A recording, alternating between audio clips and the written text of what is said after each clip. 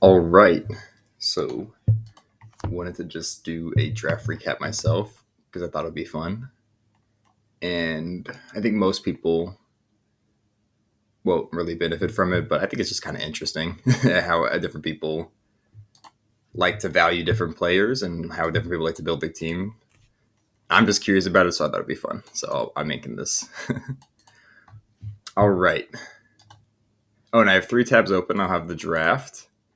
I have this just for references of rankings. I mean, it's not perfect. No ranking site, no ranking person or YouTuber or whatever will ever be perfect. But it's a good, really good just reference for me to look at the general area. Like if you pick someone at, if you pick Anthony Edwards at 26 or at like 24 when he's at 26, like that's not a big deal. That's the same ballpark. So there shouldn't be a huge deal. It's just weird when you pick someone at like 15. Like if you picked Tyrese Maxey at 15, that might be a little weird. But overall, I'm just using this as like a general guide. And then I also kind of have this. I did a different 9 cat 12 team draft with just like an international thing, but it's just thought it would be fun. It was like $20 buy-in. So, but all these guys take it very seriously. It was like 6 hours per pick. So I think all these people, obviously not everyone's like fantasy genius or crazy good at fantasy, but for the most part, with that much time to take a pick, and these guys in general just there's a buy-in and all that, so they're pretty serious. And this is only like people that are searching it out, so they're also going to be pretty serious in general about it. It's kind of a good reference, although it is 9 cat and 12 team is going to be a little different. Okay, so first you have Jokic, Cody and Cowboys makes a lot of sense. A lot of places rank Victor Wembanyama to be one, but even if you look at like the rankings here, Victor does better in two categories. He does better in threes and blocks. Everything else are same. Let me turn off turnovers. Okay. Everything else is he's same in steals. Way better. Jokic has way better assists, slightly better rebounds, slightly better points, slightly better free throw, and much better field goal. So in a lot of ways, Jokic is a better player and a great first round pick because you can do whatever you want with him. Even like 1.1 threes from a center is not bad. So you can do whatever you want. Just depends how your build shakes out and doesn't really matter. Whereas Victor, from the center position, this is actually a pretty bad field goal percentage. That's why, even though it's not red because it's league neutral, but from the center position, normally you have like 50 and above. But he does have an insane number of blocks and a lot of threes from the center position. Both are very good, but the insane blocks is where all his value is. And with other people, it's tough to rely on that. But Victor, I don't think he's going to slow down on his blocks. Hell, he might get 5 a game, but he also might get 3 a game only, and that's a pretty big dip in value going from 3.9 to 3, but it's still massive. And he might even go even lower. You never know. But for the most part, it's just insane value, which is I honestly would have taken him one, but that's also partly just because it would be fun to have Victor Wembanyama. Then we have I already talked about Victor, so we're not going to talk about that. Luka. Luka's a great third pick. He's just a little bit more reliable and what he's going to get than Shea. I'm going to talk about these two together too because you're probably just choosing between Shea and Luka. Luka, great field goal percentage. His free throw has gone down. I don't know if you can exactly rely on that staying, or his free throw has gone up, but I don't know if you can exactly rely on that. But if it stays in this area, that's really good. 4.1 threes is insane. That's so many. Very close to Steph, who's way down here. But that's other than Steph, he's the best 3-point shooter in fantasy. Points also insanity. He'll probably lead the league in points with Joel's minutes restrictions or whatever he has going on. And he's from a guard, 9 rebounds, 10 assists, 1.4 steals is really good. And even though he's not the great defensive player, he consistently gets around half a block a game, which is very good from the guard position. And then you have Shea, who a lot of people take third. I mean, he's just, it looks here, you can see he tends to play more games. I mean, that's not a big difference. He might get injured. Luka might get injured. You never know that stuff. Can't really predict it. Definitely has better field goal percentage, and once again from the guard position, which is very good. Amazing free throw impact because he has a lot of free throws and almost 90%.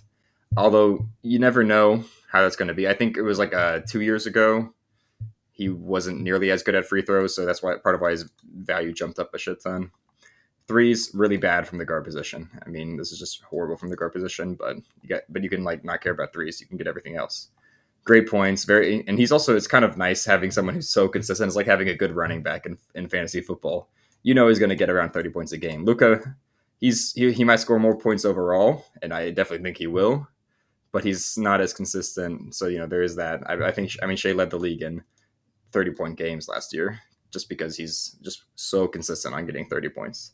Rebounds, 5 is decent from point guard. It's not good. It's not like Luka, but it's pretty good to get your point guard at 5. It's 6.5 assists. It's pretty low for a first round point guard. I think he's by far the lowest.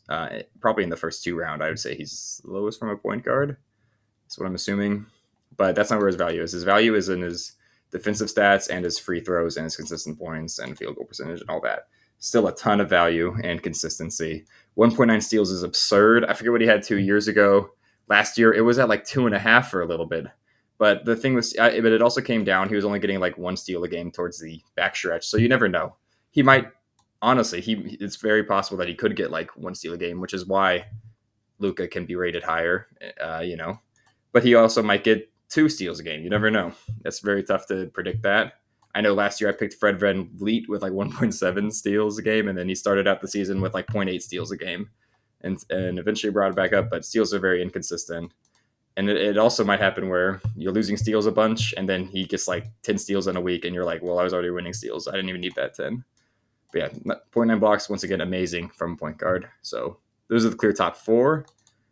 I mean, it's really like there's a clear top 2. Top 2, it's so broken to get this top 2.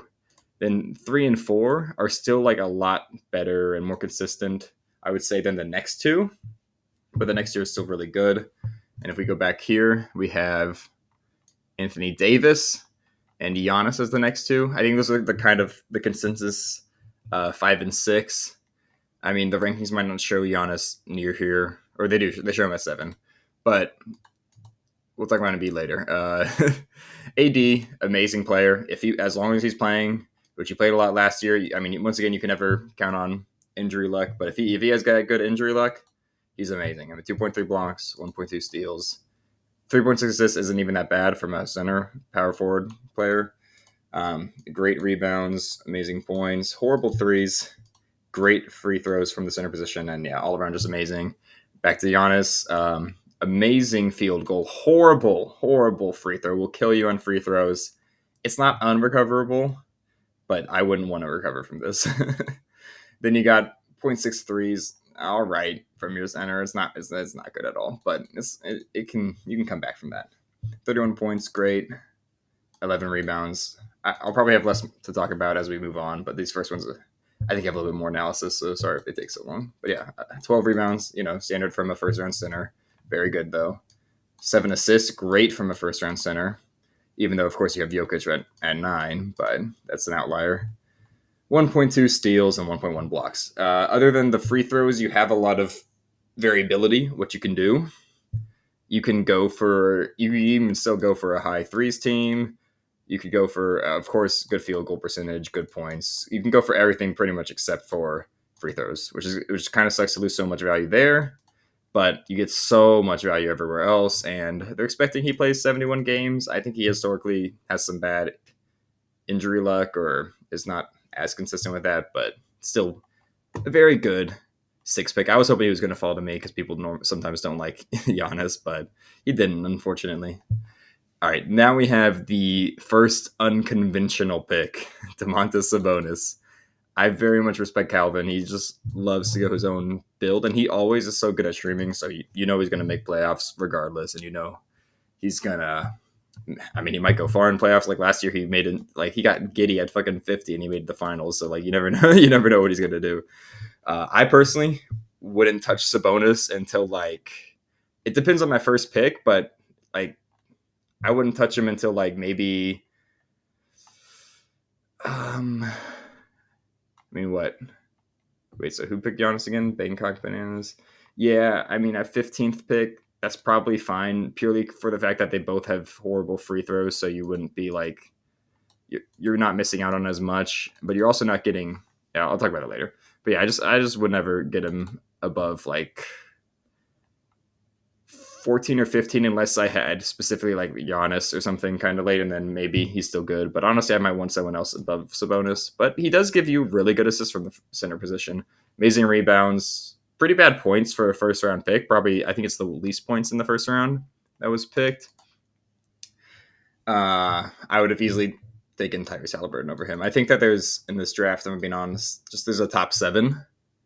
Well, there's a top 2, very close in skill, and then top 3 also very close in what they give you. These two also very good. They're honestly pretty close to 3 and 4 in many ways, except for you. But Anthony Davis has the injury concerns. Giannis has also sometimes missing game concerns, as well as especially that free throw loss, which is just it just kind of puts you into a certain build that can be tough to deal with. But other than that, he's pretty close to top 4. Then you got Halliburton, which I think is a little bit of a jump down from these guys, but then again he's going to be very consistent. Last year he was the top point guard until he got injured, and is just a really good pick. If I'm Brad, I'm very happy to get him at 8. Trae Young also I think pretty good. I was kind of between Trae Young and Harden, but I wanted to get Trae Young just because I like having people that score points. Harden doesn't really score points. He has way more rebounds and blocks than Trae Young, but just the lack of points. Because if you go Harden and he's getting 20 points a game, that's kind of hard to come back from in the points category later on.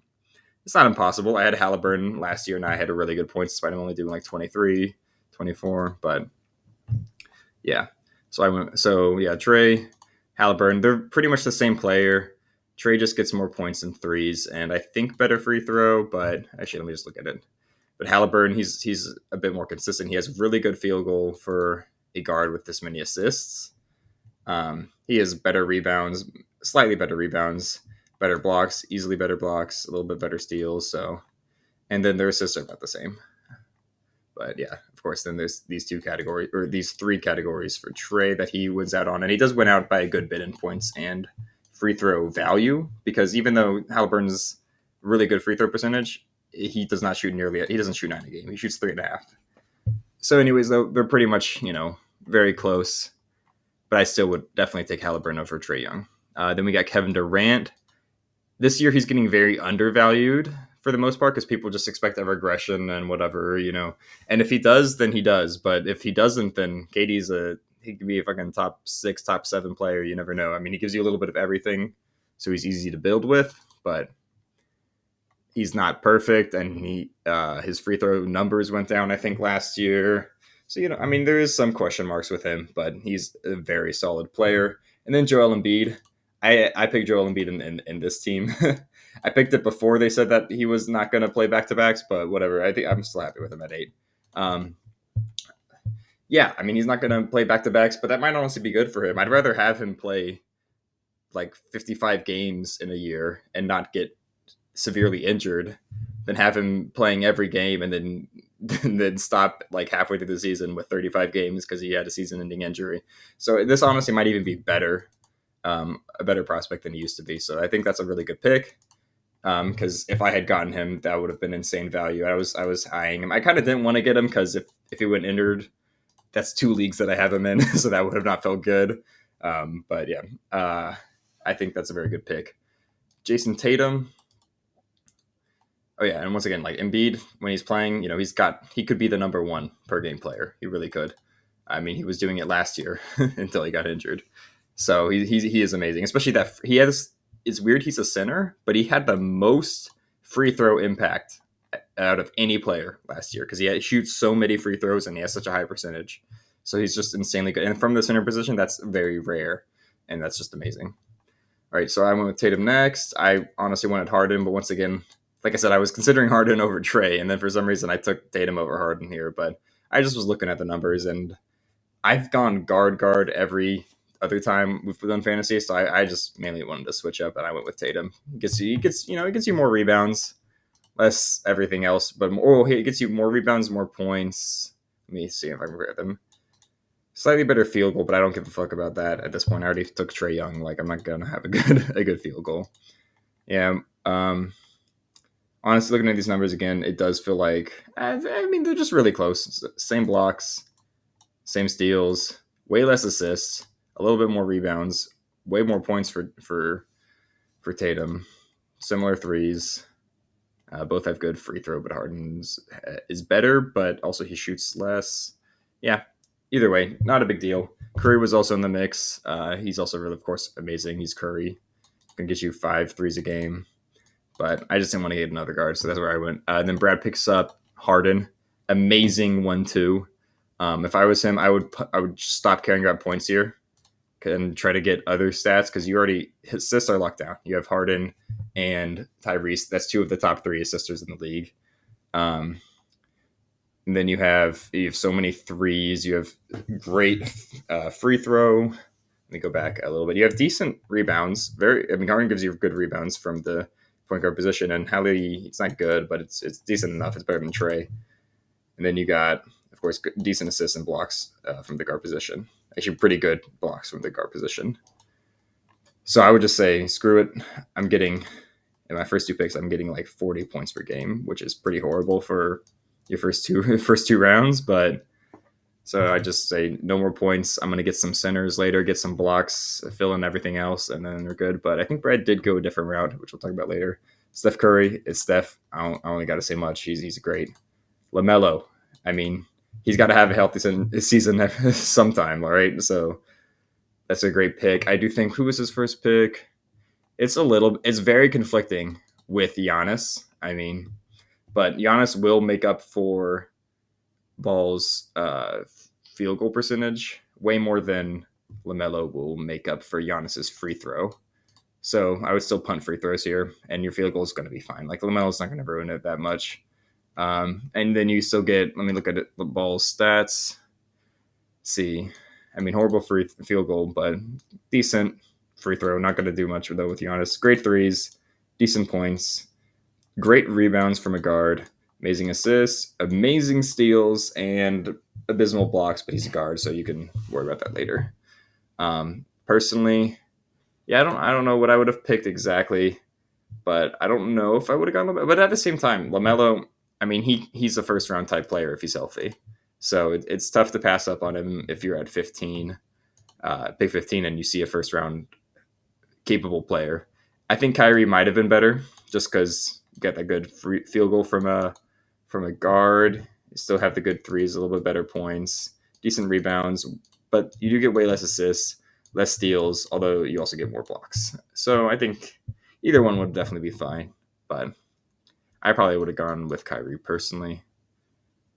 But that's not really important because honestly, LaMelo's probably more fun to have on your team, and Kyrie was kind of annoying for me last year. You never know what he's going to do. I don't think he's going to get suspended, but you know. All right, moving on. D. Mitch. I mean, I don't know why he was ranked in the first round on ESPN, but he's going to be a damn good player. He'll probably get less minutes this year. That's what everyone's saying, but I don't really know about that stuff. But yeah, I mean, they got him at 13th. Bad field goal, but whatever. Great free throw. 3.3 threes, good points, decent rebounds, all right assists, great steals. And then it's pretty good pairing with, where is it? AD. I think that's pretty good. You're locking down steals. You can all these other things filled in, and it gives you really good room in the future to go whichever direction you prefer. Scotty Barnes, he's a great player. I think that Scotty, I'll be surprised if he's any more than like the top 15th player, and I also wouldn't be surprised if he's more like top 25. So I think it's a little early, but let me see who you picked first. Biz, you did have Shea, and I think that's a very good pairing, Scotty and Shea, because if we go to their projections, let's see, where's Scotty? Might be a little bit more down. Yeah, there he is. He's at 20, but he's normally. Oh, there you go. It says down 3 because I took out turnovers, and I guess he probably has good turnovers. But so he's ranked 20 in our league, in our format. I mean, these aren't great percentages, but they're not bad. You get all right threes. I mean, not great for the second round, but it's all right. All right points. Pretty good rebounds from once again from a guard eligible player. and you have 6 assists is amazing. And then if he gets these defensive stats, that's awesome. He might not though, so that's kind of one of the issues. Similar to what I talked about with Shea, you don't really know, especially from the guard position. Someone getting 1.5 blocks, you don't know if that's going to turn into one, which is still really good. But then that's probably a dip in value, and it's just why I wouldn't have drafted him here. I would have probably waited till like around where he's ranked 20, if not a little bit lower. But yeah, I mean, it's but at the same time, it's a very good pairing. Um, Maybe Kyrie would have also been once again pretty good, but I think was Kyrie picked? No, no, he wasn't. Yeah, Kyrie also would have been a really good pairing. So, but you never know. And Scotty also could take another leap. You also never know about that. I would be a little surprised if he gets much better than how he was, but he's the future of the Toronto Raptors, so I think it's a good pick. Then we have Paolo. Okay. You know what? I won't talk too much about this, but I will say you're picking one thing that makes kind of sense with it is that your free throws are already trash with Luka, so getting another guy who's bad at free throws isn't a big deal. And his field goal is not that horrible. I mean, you can come back from it. So then outside of that, if I go search for Paolo, which I'm gonna have to do because he's pretty low, he's at 66. I don't know why you would take him in the second round. I mean, but this is horrible, but this doesn't really matter because you already have Luka. All right threes, I guess, from the power forward position. Decent points. I mean, the fact that he gets rebounds, assists, steals, and blocks is good, but it's just this is the second round. It's a guy that's ranked 66th in our format. If you really want to get him, you can get him around like 40. That makes way more sense than getting him at pick 17 or whatever it was. I think it was 17. But yeah, I still think but I do think for specifically Luka, he's maybe more like a top 40 player anyway. So yeah, I would get him around 40 if you really wanted to target him. That's very fair. But second round, I just don't like that. Brunson, I do think he's overrated, but he's still very good. Who did you paired him with Victor? I'm not sure if I necessarily love that pairing because I think Brunson has pretty good. Yeah, Brunson has a really good field goal percentage. And if I have Victor, his only real weakness is his field goal percentage, which isn't bad, but from the center position, it's relatively bad. So I would have gone maybe with someone more like. I just think Dame would have been a lot better if LaMelo was open, which he wasn't. But if LaMelo was open, he would have been great. Yeah, I just think Dame, who somehow came back to me at like 30, I think Dame would have been a lot better here, just because you're going to get more points, more threes. I mean, you're going to get way more assists. What does Brunson have more of? Dame has more, way better free throw impact. Oh, Brunson has more points. I guess that makes sense. But he's going to get less boards, less assists, less steals, and I believe less blocks. But that's not a huge difference. But the main thing too is I don't know. I mean, there's a lot of people in New York now, and that could make him better. That could make him worse. I would lean towards he gets a little less usage, so it's not bad. But I think I would have gone with Dame if I already had Victor Wembanyama, and then yeah, but that's not a big deal. That's still really good. LeBron James. I mean, it's the GOAT. What can you say? Yeah, per game. I mean, rank 15 on here. I think that's very valid. He plays amazing. You don't know. I mean, maybe he does eventually regress when he's like 45, 47, 80 years old.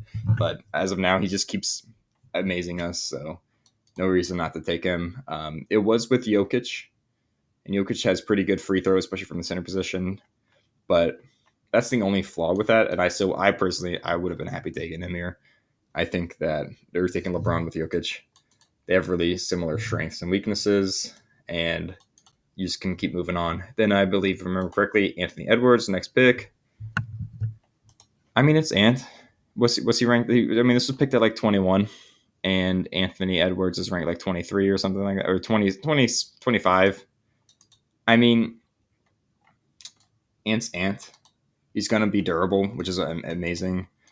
I think it's perfectly fine to take him here.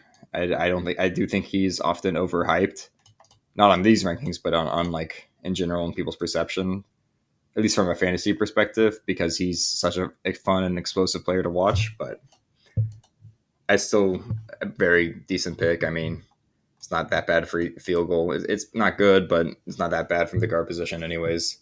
Get pretty good free throw threes. I mean, right now it's just kind of like it's a little conflicting because you go LeBron and then Ant, so you're kind of like getting LeBron. He's got bad free throw, but he's got good field goal, and then you get Ant who has bad field goal but good free throw. I would have just leaned into one or the other, but it's also early enough that if you just think he's going to be better, he will be. But I think Cat would have been a great pick here. Who else was open? Yeah, Chet. Chet would have been great.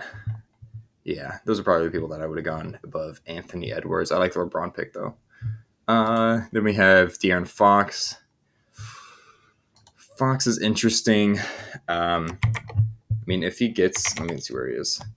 He's down here, and I kind of agree with that. I mean, he's got good field goal for guards. Where he used to have like way better, so it might honestly go back up. If it could go back up, but I know he added the 3-point to his game, which made his field goal go down. He also has bad free throw, which if you had someone like Dame could make up for it, but since you chose Brunson, I think it's a little tougher to make up for that. It's not going to be horrible. I mean, you can definitely make up for it later, but it's kind of a hit from the guard position, which is normally good at free throws. Great points per game though. All right assists. All right. All right rebounds. All right assists. Great steals. I mean, there's still always the caveat where you don't know if they're going to keep 1.7 steals. He could get 2. He could get 1. He could. Well, more realistically, he's probably going to be within the range of like 1.4 to 1.9. You don't know what it's going to be. It could change his value a lot, but it's not that huge a deal. Then we go on to Jaylen Brown. Okay, where is Brown ranked? Yeah, he's ranked at 51, and it's just another case of the identity is a little weird here.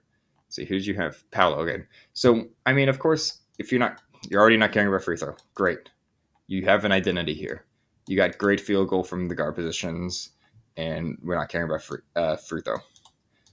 The threes for second round pick or early third round pick, it's not good. The points are good. Rebounds are all right. I mean, they're good, but assists are bad. Steals are all right, and blocks are bad.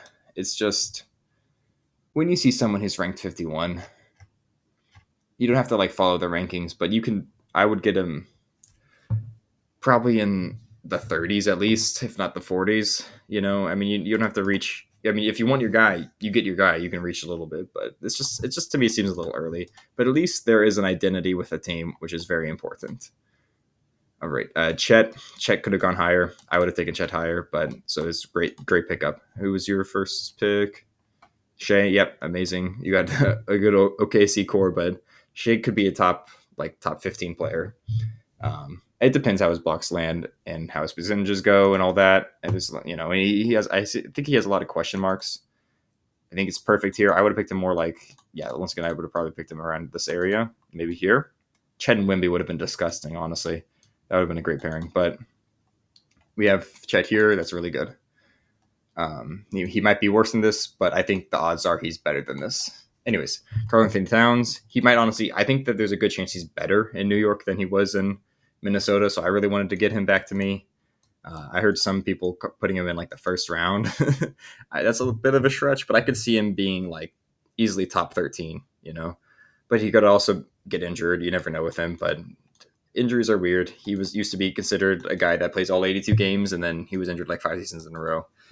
Maybe this is the season he's not injured again, and he plays all 82 games or some shit like that. You don't know. I think it's a really good pick from Jeff. I've liked all of Jeff's picks, I think. Yeah, I do like all of Jeff's picks. Okay. Devin Booker, amazing value here. Just getting a great guy at the spot. I forget what he's got good field goal, right? D-Book. Yeah, great field goal, great free throw. Once again, still not enough to fully make up for Giannis, but you have LaMelo now too and D-Book, so I think it's pretty good. It's getting pretty good. You could come back from it. I still wouldn't want to try, but you definitely can. Great points, all right threes from like a second, third round guard. It's kind of low threes. All right rebounds, all right assists, all right steals and blocks, but great points, great percentages, and a good pairing with Giannis, I would say. Next we have Ja Morant. I mean, I think this is really good, especially with Sabonis already. You are saying, I mean, Jaws doesn't have horrible free throw, but it's definitely not good, especially from the guard position, especially from point guard. So, and he's got bad threes, but he's got really good points, amazing assists, really good point guard rebounds, and all right defensive stats. And I think that's a great pairing with with Sabonis. I mean, he definitely. I was thinking about getting Jaw too, so I can't hate on it at all. Um, I think that's really good. Maybe like a little earlier than his value, but that's not a big deal. I think that considering who else was on the board, like maybe you get Lowry, but I don't even know. I don't know if Lowry was the move there either, so I think that's really good. Yeah, I can't hate on that at all. And then who's next? Kyrie, amazing, perfect with. I had him with Halliburton last year, and it was a perfect pairing. They have all the same, where they have all the same weaknesses, which is they're pretty much not. They're just like all around point guards. They do a little bit of everything.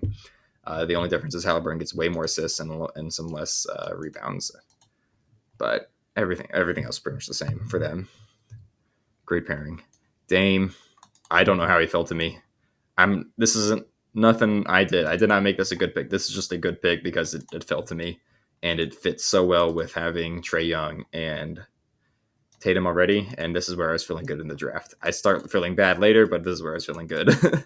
Tyrese Maxey, great. I think he'll be really good, especially with Paul George and Embiid missing a decent bit of time, and especially having him on the same team as Embiid. It's a great pairing because now when Embiid misses time, Tyrese Maxey gets more shots, and I think it's just in general, a pretty good pairing. Um, and let me look at Maxi, see where he is. Oop, not that Max. Yeah, 31. So it's like pretty much on the money. I think there were some people up here that were ranked higher. Fucking Jimmy Butler, who goes later, but I'll talk about that later. But yeah, we have, I mean, overall, field goal, it's not that bad. You already have two good field goal guys, so it'll be good. Free throw good, threes good, points good. Bad rebounds, but it's all right. Good, good assists, good steals, blocks, great. Love the pick. Lowry, amazing value. The only question with him and the reason he fell so far, I think, is because we don't know if Utah's gonna tank again, and then and then Lowry just like I don't know, jams his thumb and then is out for the rest of the season at the end of the year. Never know when that's gonna happen, but I think that's an amazing pick. I honestly was also kind of considering him, but I just didn't want to just because I was worried about that. Jaren, I should have taken Fred VanVleet here, but last year I got Fred VanVleet at like 55, so I was thinking he might fall to me again later when at 50. And he honestly got kind of close, not super close, but he still fell to the fifth round, which is insane. He's such a good player.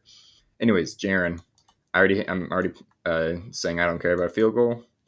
Jaren has bad field goal for a center. He's got great free throw for a center, or good, not great, but good free throw for a center. Potential to have amazing blocks.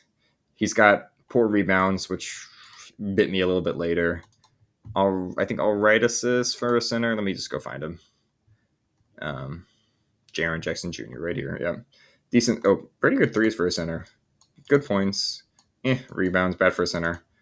Oh no, bad assists. Yeah, but good steals, good blocks, which is something I was targeting. I just kind of wanted him. I don't know. You always just value players differently, and I kind of just felt like definitely that Fred VanVleet was a better player, but I just kind of wanted Jaren. I figured he would come back to me. And it's nice when you are a team that cares about your free throws to get a center that's good at free throws early. And then Bam goes. Once again, great pairing. You have great field goal percentage right now with Trae Young, Kyrie, and now Bam. Harden brings it down, but he probably won't. He's not going to hurt it that much. So really good. And then Bam, of course, brings you all those other things. And apparently he might have a little bit of a three ball now.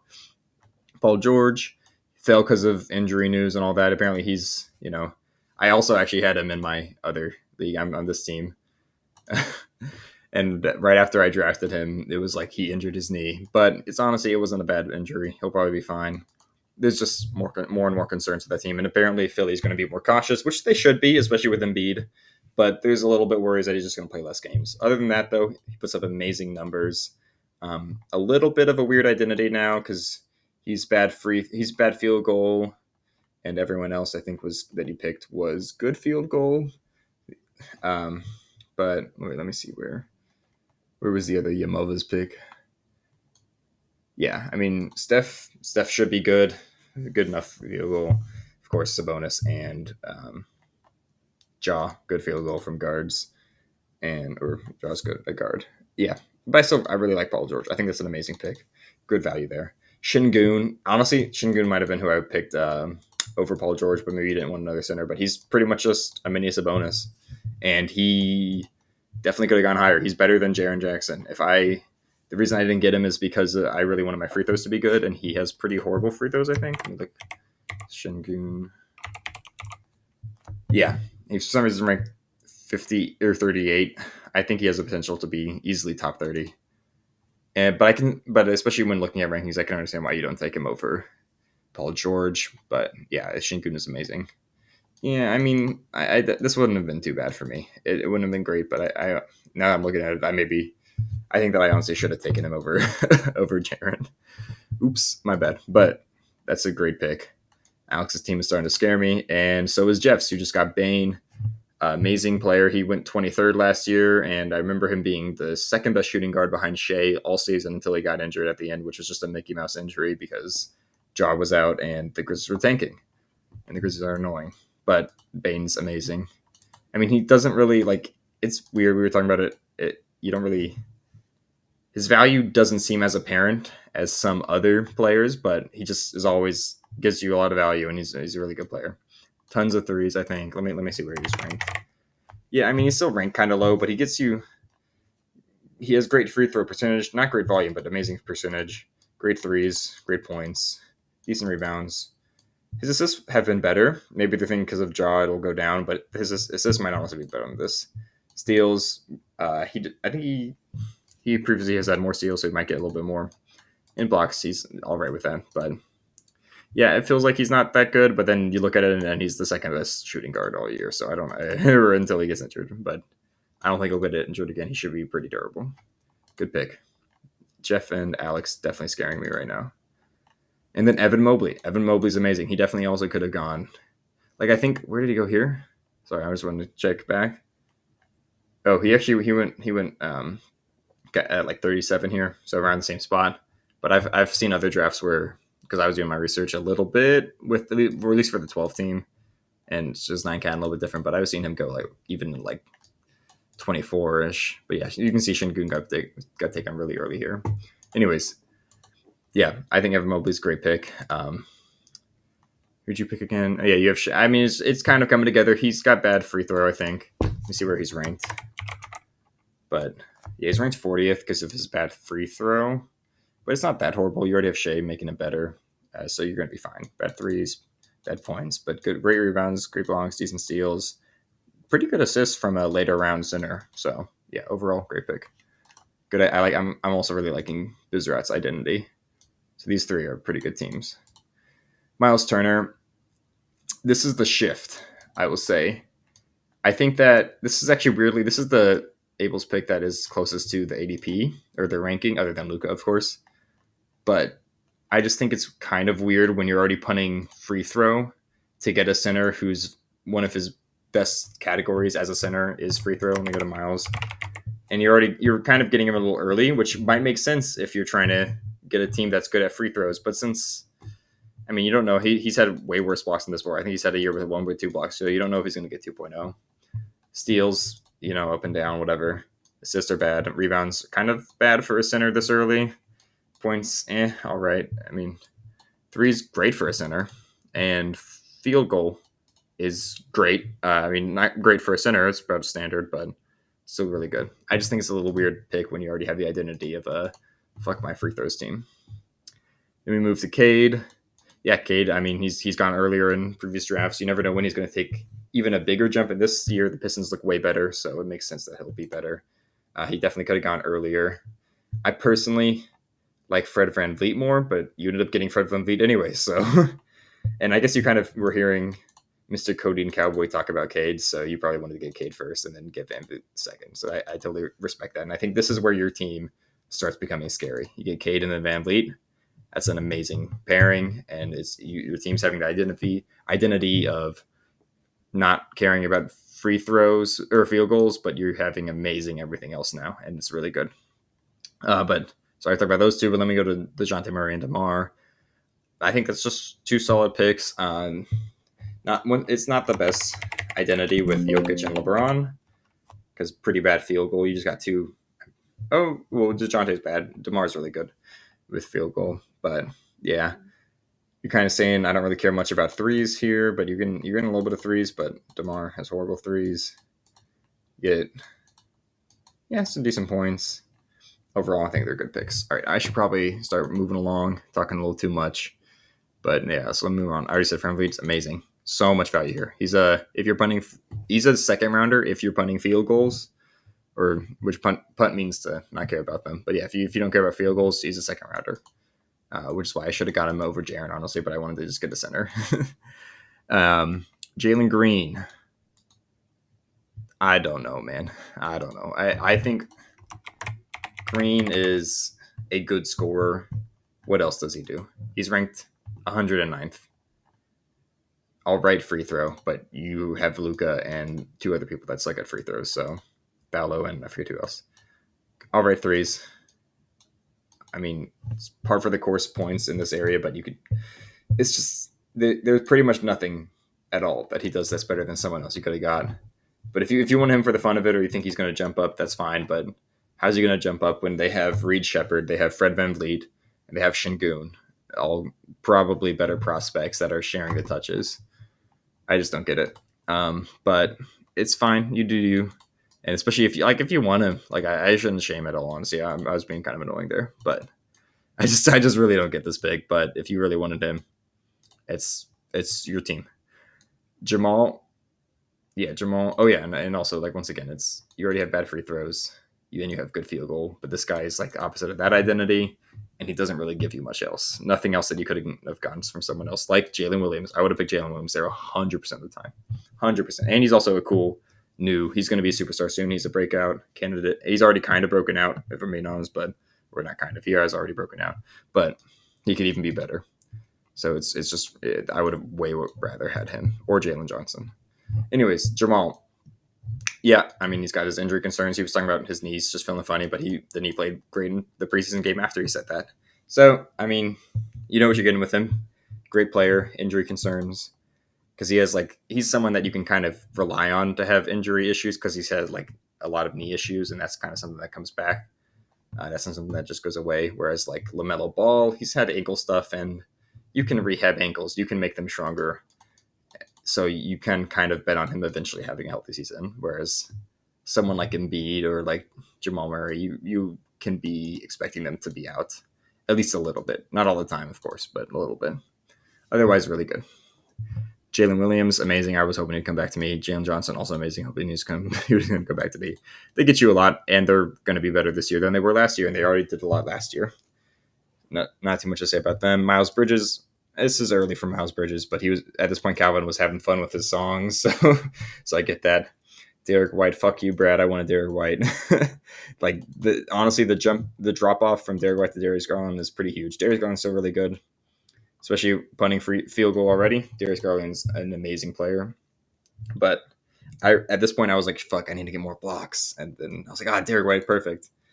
And he took him. So I went Garland, who has horrible blocks, and this is where I started to get a little sad with my team.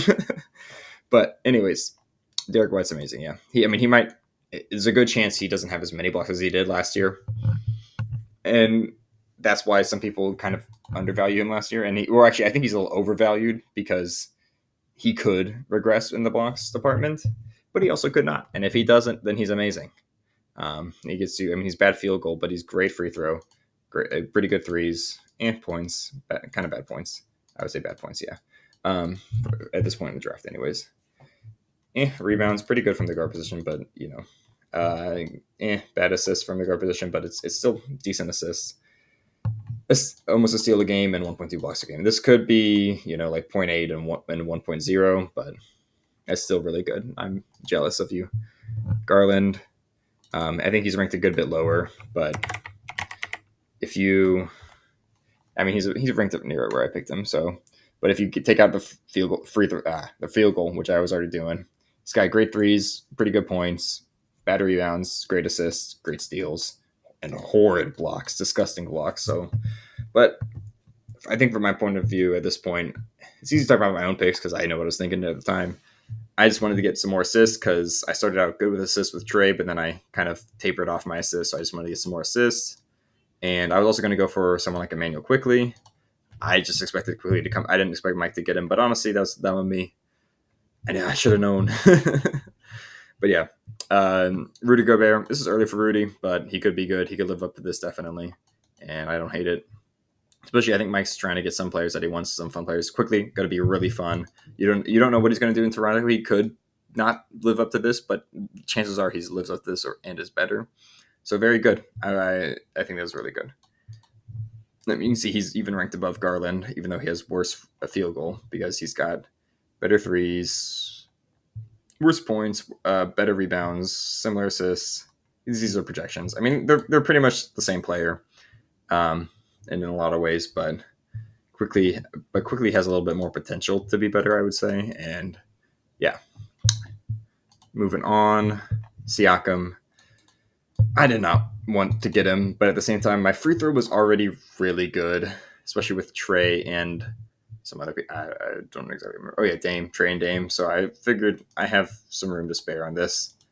I was wanting to get more rebounds. I was thinking Franz is the better player, but I had Franz last year, and once again, I had him in my other team, and that's literally the reason why I didn't pick him. And I should have taken Franz, though. After I did, I was like, damn, that was dumb of me. And I was looking at Franz the whole time, but whatever. Other reason is Franz had like an ADP of like 75, so I thought he might come back to me, but that was really dumb. I should have at this point realized that you guys aren't following the shitty ESPN rankings. You guys are actually using your brain. But I just was like, oh, he's got a 75 ADP. He'll come back to me. And that was really dumb of me. Anyways, moving on. Yeah, but Pascal, I mean, he'll honestly be all right. I think on my team, it makes a decent bit of sense. I was a little sad. I didn't realize, or I realized it like right before I picked it, but I still went with it anyways. He's not a center anymore, which kind of annoys me because so he doesn't have that center eligibility, but whatever. Anthony Simons, I mean, he's a great player. He's another guy who just, yeah, I felt like it was a little early, but he does give you tons of threes, tons of points. Great percentage in the free throw, although not good volume. Decent assists and kind of mid everything else. And horrible field goal. But what was I saying? Oh, yeah. I don't know if I would have taken this as Brad exactly. Yeah, someone like, I think Poole's going to be Poole or of course D'Angelo could be really good. I think if I'm Brad here, I forget who his team is exactly, but I might go for a center. Or no, wait, he did have Bam already. Yeah, I'm not exactly sure who I would go for over him. Let me see who went next. Randall, nope, wouldn't have gone Randall over him.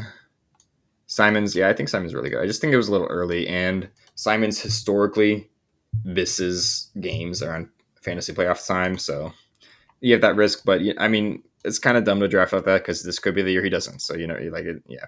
Oh yeah, I would have taken Franz definitely. If I'm Brad, I'm taking Franz here, 100%. That would have been funny though. He would have had such a similar team to what I had last year. But hey, that team fucking won a championship, so maybe that was a good recipe. But yeah, I would have taken Franz there. Mikhail. This is the first of Jeff's picks I don't like. I just think Mikhail's not that good. And I think I had him on my team the year that he broke out or like went to the Nets. And that's how I knew that he was fraudulent though, because until then he was on a really good team that gave him really good spacing with the Suns, and he still like was pretty decently bad. Then I mean, not that he's bad. It's just I think this is too early for him. And then he went to the Nets and he was amazing that season. But I knew damn well not to draft him that next year, just because I don't know. Having a player, you kind of get to understand them a little bit more. And I just knew it was a little bit fraudulent. But he ended up being really bad last year, and now he's just in a worse situation. I think he did worse than this pick last year, and now he's in a worse situation. He's not going to get as many shots, not going to handle the ball as much, and he's got like I don't know. It just doesn't seem like a good situation for him, and that's the first one of Jeff's picks that I don't like. But other than that, I think he does way better later too. Yeah. Oh, yeah. Also, I was talking about Pascal. This is where I didn't realize that Jimmy Butler was still on the docket. I'm so annoyed with ESPN for ranking him at 81 or wherever he was ranked, because if I I just didn't scroll down that far. I just thought he was gone. And Brad, I know, thought the same. Brad definitely. If Brad knew that Siakam was there, a lot of people. If we knew that sorry, not Siakam, that Butler was there, we would have grabbed him because he is gonna be top 30, top 40. He might play. He might miss some games, but either way, he's gonna be really good and way better than Pascal, better than Anthony, better than Randall, probably better than Franz, definitely better than Mikhail. Zion. Let's see who. I keep going back. Yeah. This is the SGA team. Zion's great. I mean, he's gonna mess up your free throw. It's not as bad as Giannis though. I would say. Let me go to Zion. His free throw. It's pretty bad, but it's not as bad as Giannis, and it's not going to be horrible. Yeah, no threes, but you have Shea, so your team probably isn't that good at threes. I don't remember everybody else you had, but Zion gives you a lot of great value. I love this pick, honestly, because he sometimes gets slept on because of his bad free throw, but I think this is a great spot for him. But also, sometimes he goes up because he's really hype, so I don't know. Maybe he's not really slept on ever. Buddy Hield. Oh my. Abel, you drafted Buddy Hield last year. You drafted him, I forget where, but you knew he was not as good. You even were asking why he was so bad now. He's not going to be better on the Warriors. I mean, or maybe he is a little bit better on the Warriors, but it's not enough to get drafted in this 50s. In the 50s, this is just. I think your first one good, second pick didn't really make sense to get here, but it's still a good player.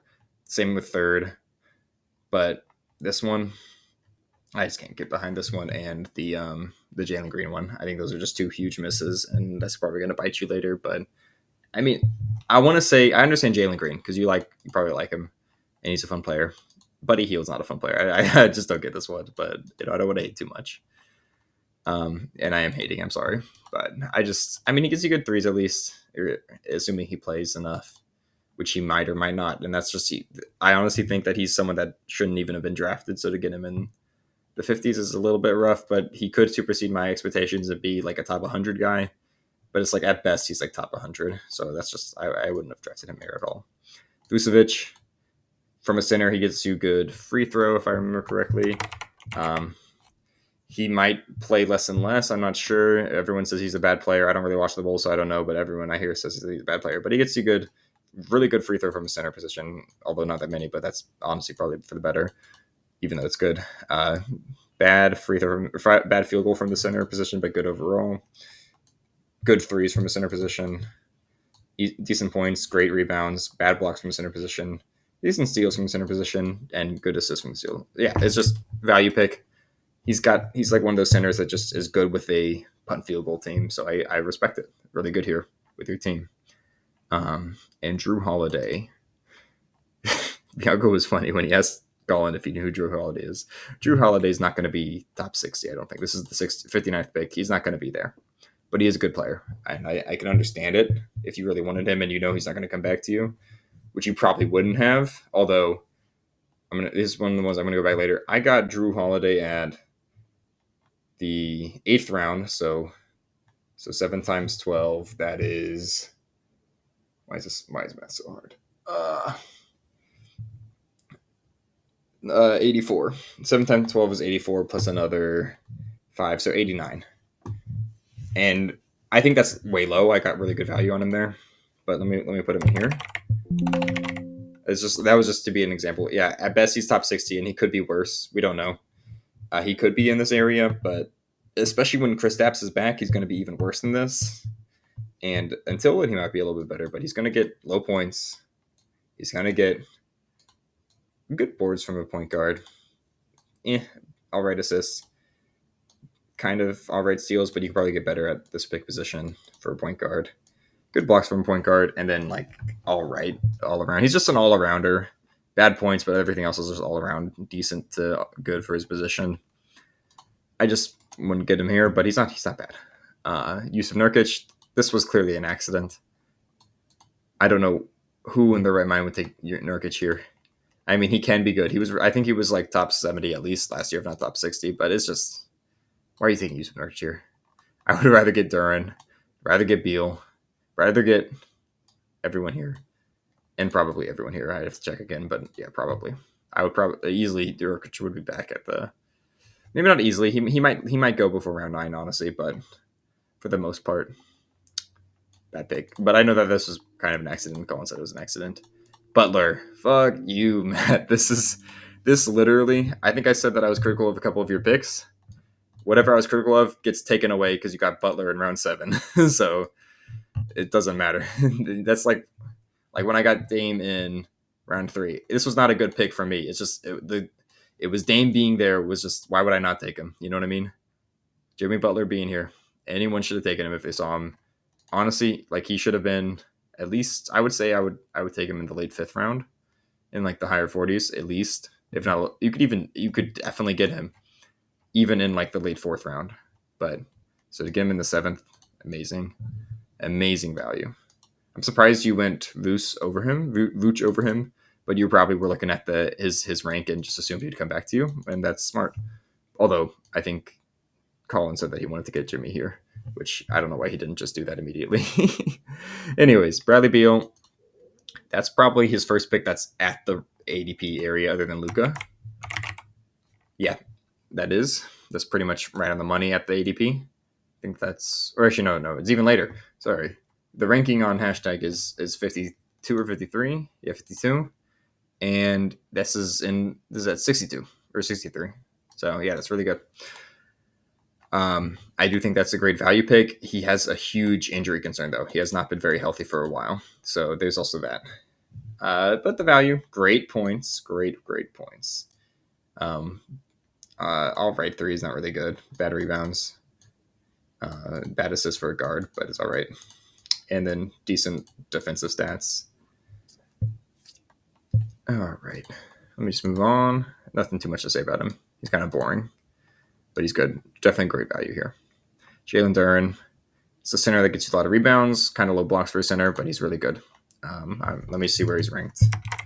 I think he's a little bit lower than this, but actually, no, that's about where he's ranked. But of course, you could have got people up here that are ranked higher. I did air quotes there that you couldn't see, but rankings are a little weird, of course. Like, who hasn't been picked yet that's in this area? Oh, yeah, Tobias hadn't been picked. I was lucky to get him later. Allen hadn't been picked. Yeah, I would have taken Allen over Duren. Let's see. Honestly, for your team, yeah, I don't know. Yeah, I probably would have taken Allen over Duren, but I can see it. He gets really good boards. Anyways, oh yeah, Aiton could be pretty good too, but he's in question, I guess they say. Anyways, good pick. Just decent, kind of all right. Yeah, good pick. D'Angelo, very happy with that. If I'm Jeff, I was hoping D'Angelo would come back to me. So if I'm happy with that. If I'm Jeff, unfortunately, I am not.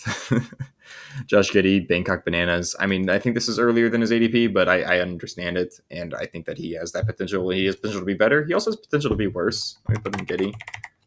Yeah, he's so 68 ranking, but he could. It says he's just going to play 78 games. I'm not sure how durable he is, and you never know when someone's going to get injured. But so you shouldn't value that too much. But yeah, good percentages from a guard. Bad free throw, but doesn't matter. He doesn't shoot many. Bad threes. All right points, and then he can. I remember him getting a lot of triple doubles last year. If he plays a lot, if he gets this 31-minute mark, easy. I think that's pretty good value where you got him at. But if he doesn't, which he might not, because Kobe White's really good, and they got other people, but they could share the floor. But anyways, I probably would have. I think Josh Giddey was getting good here, and I was kind of hoping he might come back to me. Yeah, so I can't even hate on it because yeah, there's that. Levine, I really wanted Levine. Oh, sorry, let me not brush over Hero. Yeah, Hero, definitely. I remember Calvin was telling me he was going between Hero and Butler. I guess he was misremembering because Hero went later. But anyways, Hero, I think he's ranked. Yeah, he's ranked 65. I think he could be better. He was better last year until he got hurt. Rozier does take a lot of his value because he could get a lot more assists if Rozier's not there. But yeah, I think I like it. It's just but it is a little bit of weird to go from, because you were initially a punt. I'm assuming Calvin was trying to ameliorate his early horrible free throw percentage. But even though he has good percentage, he's not going to help much because he shoots at max 3 a game. So, I don't, and he's also got really good threes. I think that's a weird kind of combination just with your team. I would have probably gone someone else, but I also picked Siakam, and that was a blunder. So, no one's perfect. And also, I know Calvin likes to get his guys, and Hero was good for him last year, so I totally understand that. Levine is who I wanted next. Where's Levine? He's going to be Yeah, around this area. Yeah, Levine's someone I really wanted. Um, but I mean, he's a great punt field goal guy. Get decent free throw, decent impact free throw, and good percentage. Decent threes, points, rebounds, assists, and zero point 0.9 steals, 0.3 blocks. It's all right, but that's who I wanted. I would have taken him over Tobias, even though Tobias is ranked higher. Part of that, once again, I have Tobias in this league, and it's just kind of I was just trying to get as much variation as I could. Let me see where Levine went. I assume, yep, he went a little bit earlier. It's kind of par for the course. Makes sense. They're kind of similar, but people trust Zach Levine more because he's a better player in general, or at least he has been. But you don't know, he might get traded, but that might also help him, and we just don't know a little bit. They have so much guard depth in Chicago, so it's a little bit of a weird situation, but it's a good pick. Then you got, I took Tobias Harris, someone who's actually ranked pretty high because of he's going to Detroit where he's going to be the clear second option, and he did pretty good last year while being in Philly. So it's going to be a good situation for him. He does a little bit of everything. Bad threes is his main knock, but other than that, he's very solid. Kobe White, I think it's great. I think if Zach Levine gets traded, he easily supersedes this, or he'll be up in that Emmanuel quickly range, honestly. So great pick, but of course, if Levine stays, I think Kobe White's ranked kind of low. Yeah, he's ranked a little bit lower, not a crazy amount lower. I know Mike knew he was reaching when he picked us. I think this is one of the picks that he didn't say which ones he was reaching for, but I think this is probably one of the ones that was in his mind when he said he was reaching. In fact, probably this one too. Both of them great players. Kind of reach. Vassell's another one that I have in my league, but I got him. Like, it's so weird how different people value things because people in that league, especially because this league ends early in like February, like February 2nd. I somehow got Vassell at pick 120. So it's weird how people value different things, but I think he's gonna be, when he's healthy, he's gonna be in this range, maybe a little bit better, maybe a little bit worse. So I would have personally picked him a little bit later, but I can understand if Mike wanted him, he's gonna pick him because Vassell's not gonna come back to him. Jared Allen, honestly a bad pick for my team, but I just felt like, why is Jared Allen still here? So that's just why I picked him. I mean, he's pretty horrible free throw. Let me look up. Ooh, not that Allen. Yeah, Allen ranked 57 overall in this format with no turnovers, 8 cat. Great free field goal, which is a weakness of mine that I honestly was punting. Really bad free throw, and he actually has decent impact for a center, 3.6 with bad, but it's not going to be horrible. Horrible threes, horrible threes, bad points in this range, or not too bad, but not good. Great rebounds, which I at the time was trying to help, even though my rebounds ended up still being the worst in the league. All right blocks, kind of bad blocks for a center, but whatever. Decent, actually pretty good steals for a center, and assists for a center. But overall, he's had a lot of value, so I just wanted to grab him. Even though who I really wanted was Jordan Poole, and I was expecting, but Jordan Poole had like my second time. This is Franz and Poole are the two that I was like, oh, their rankings on ESPN are so low or so high, or yeah, the rankings are low. They were like ranked at like 130. Jordan Poole was like 130, so I was like, surely he comes back to me at pick 90ish, at pick 89, but he did not. I really wanted Poole, so I'm sad to not get him. Anyways, Nick Claxton, great pick. Yeah, that's a really good pick. I really like that. Great field goal, great blocks. Doesn't necessarily ruin your free throw. It's pretty bad free throw, but it's not going to ruin it. And great rebounds too. I forget where Claxton's ranked, but I think it's actually a decent bit higher than this. Or nope, he's not. He's actually ranked kind of low, surprisingly. But overall, I really like that pick. I mean, locking down your center position. Then you have Jordan Poole, amazing pick, but not for Calvin. I also don't really understand this. The Jordan Poole, horrible free throw, horrible field goal, great free throw.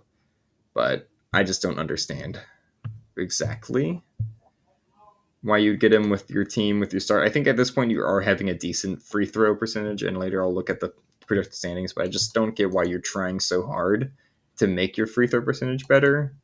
when you could go in other directions. But I do think that being said, I think Jordan Poole is great value here. I think it's better than the hero pick. Um, and I understand picking it. It just for me, was confusing. Is like the combination of all these other like him, hero, and not Randall. Did you get any other? Actually, I guess you didn't really get any other free throw percentage guys. Oh, Paul George. Yeah, it's just you have so many bad free throw percentage guys that I don't understand targeting all these good ones, but it's fine. Honestly, I think I'm being overcritical because when I'm looking at it, when I'm thinking about it holistically, if you want more assists, this is how you get it. You're going to get guys that have bad field goal. So I guess it kind of makes sense, honestly. I think I'm just hating. Yeah, I actually like it. Now that I've thought it through, I do like it. Okay, going on to Aiton though. Aiton's really good. I'm surprised he's another one. In fact, I think that I picked Jared Allen. Yeah, Aiton. Oh, they're ranked have been about the same, but Aiton might have been better for my team if I'm being honest. Yeah, looking at this, Aiton is better for my team, so I actually should have definitely picked Aiton. But I mean, he's good, worse blocks, better steals, but not really. I mean, they're the same number essentially, or assists, but it doesn't really matter. Slightly better rebounds, better points. That's one of the sticking points for me that I should have picked him over for. Everyone's know you get a 3, which is nice. Much better free throw and lower impact. Better percentage, lower impact. Great. And then good field goal, which I didn't need. It's worse field goal than Allen, but I didn't need Allen's field goal because my field goal sucks anyways. So I probably should have gone Aiden. But there is also the question mark of him. You don't know what he's going to do with Klingon or if he's going to get traded. So there's also that. Great pick, though. Yep. Alex still scaring me. Walker Kessler.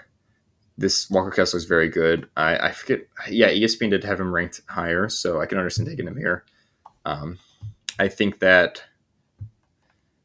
he could have gone in the next round, but you got to get your guy sometimes, and he might not have made it back to you. I think Kessler way better than Jabari. I think Kessler is pretty good here. Great blocks. I mean, he pretty much gives you blocks, rebounds, and field goal, but it's really good. Bad free throw though. Bad free throw, bad threes, and bad whatever else. But I'm sure if I look at your team, you probably don't care about threes, and probably don't care about free throw that much. All right, moving on. Brandon Miller. This is just early for Brandon. I mean, like he gets 2 points, but then like everything else is not that good. Let me look where his ranking is. Yeah, I mean, you look bad field goal. Free throw doesn't matter. He shoots 2.5 a game, and it's not even that great.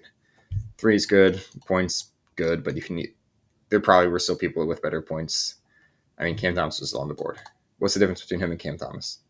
Just Cam Thomas is just worse field goal, but like a little bit better in other things. And yeah, 1 steal, 1 6 blocks. So actually, he does better than Cam Thomas there. But overall, I don't exactly get this pick. I just think it's way too early. And yeah, where's next? Then we got. Sorry, I'm lost. I'm getting so tired now. CJ McCollum. I think that's fine at this point. He often gets picked early, but I think it's fine at this point. It's just still like a little early. I think they just have so much guard depth, especially with DeJounte coming in. But we don't know. CJ could get a lot of shots still, and he's a good scorer. I don't think he does too much else, but I mean, he has some decent all around, but he's just not great at most stuff. Brandon Ingram. I think it's a good pick, good value, but once again, with DeJounte, you don't know how valuable he's really going to be. But yeah, definitely, if he's ranked 69 and you're getting him at 70, 79, easy value pick. Good, yeah, good, a little bit good of everything except for threes. Threes is the only thing he's pretty bad at. Let's see next, Dante DiVincenzo. I don't fully get the rankings. I think Jeff also said he wanted him. I think Dante DiVincenzo is going to be droppable. Let me see where he's ranked though. I mean, it says he's 114. He's going to Minnesota. I just don't think he's going to get that many shots. Ant's already the shooting guard. They already have Mike Conley as the point guard, so the Ant's the shooting guard. They have not reach. They have Rob Dillingham as their backup guard. They have, and then Gobert's not going to take shots. But then they have like Nasrid at power forward, and I think they have someone else. I forget who the other people on the team. Oh, Julius Randle. Yeah, Dante's not getting shots. I don't get it. And what if he's not getting shots? What does he do? his all right steals. This is like you could stream him in for steals and threes. Like he's a stream player. You stream him in for steals and threes. Drop him when he's done playing. I don't get this one at all. But some other people said that they liked him, and maybe he is better. But I just don't think he will be. Kuzma. I think at this point you can draft Kuzma and feel happy about it. Your team's. I don't fully remember what your percentages are, but I mean Kuzma hits both of them, but not a horrible amount. Free throws more so. So if you, yeah, you already have LeBron, and I remember saying that you had some good free throw guys that were like kind of wasted. But if you're already not caring about free throw, then yeah, he's a good pick. Gets you a little bit of everything, mainly on the offensive side, but he gets you boards, assists, points, threes, and then okay blocks and steals. OG, I think it's a little early for him, but because he's not gonna. Ooh, what's the? Let's see where he's ranked. Yeah, that's not that early. It's just good, good enough field goal. Kind of bad, but not impactful free throw. Good enough threes, good enough points, and then great steals and defensive stats overall, blocks and steals. It's once again though, he might regress a little bit because there's just so many people in New York, so you don't fully know what his role is going to be. Probably less scoring. I think that it's a fine pick in this area. I just felt like this is probably when you're ready to pick him. And if you really want him, and he's definitely not going to come back to you, so might as well pick him there if there's no one else you wanted. But I think Bogdan's better. I think Reeves is way better. Kawhi would have been a good flyer just to be like, well, he's going to be injured, and the same with Porzingis. He's going to be Porzingis more so because Porzingis is going to come back and he might still play less. But anyways, I think I would have rather taken those people I just named over him, but it also depends on your team. I don't fully remember your team, but but you're punting if you're punting a field goal, which I think you are, I would have definitely taken Bogdan or Reeves or someone else, even Sexton. Anyways, next we got Brook Lopez. He's just an all right center. Gets you some threes, gets you some blocks, nothing else really. I think he typically goes around here, so if you want him, this is where you get him. But I think he's more of a 10th rounder or an 11th rounder. I would say more of a 10th rounder, but this is fine. Bogdan, really good pick here. Love it. Jabari, I don't love it. I had him last year and I dropped him. And that's not the end all be all, but I just don't think he's not going to really play center because you have Şengün. For his center, he has horrible field goal. I can't remember if you care about that or not, though. Who'd you have? You had AD, right? So you should probably care about your field goal. And he's for center. This is really bad. But it's not going to impact him much. He only shoots like 11 shots. Free throw is good for a center. Threes, good for a center. Points, you could definitely get better points at this point in the draft, I think. But anyways, 8.4 rebounds. Yeah, that's pretty good at this point. What you have left. 1.5 assists, bad. Steals are good enough, and blocks are interesting. They're not really good, but it's all right. I just don't think it's a great pick. I would have taken it. Yeah, Reeves. I would have taken Reeves. 100% would have taken Reeves. With your team, if I remember, maybe I'm remembering wrong, but I think Reeves would have just been good. Kawhi makes sense. I think that this is when you can start taking Kawhi, but it's just scary. I mean, he had a really bad injury, out indefinitely, and he's probably going to have minute restrictions. We don't even know. I mean, I'm assuming he's going to come back, but you don't fully know that. And even if he does, he might get injured again. He'll probably have injury restrictions, not play back-to-backs, all the other things. Still, it's Kawhi, so it makes sense. But also, if his injury is as bad as they're saying, or like as bad as it's implied by being out indefinitely, then he might also get lower per game numbers. It makes sense. It's fine. It's a fine pick. But a lot of risk, a lot of reward. That's all it is.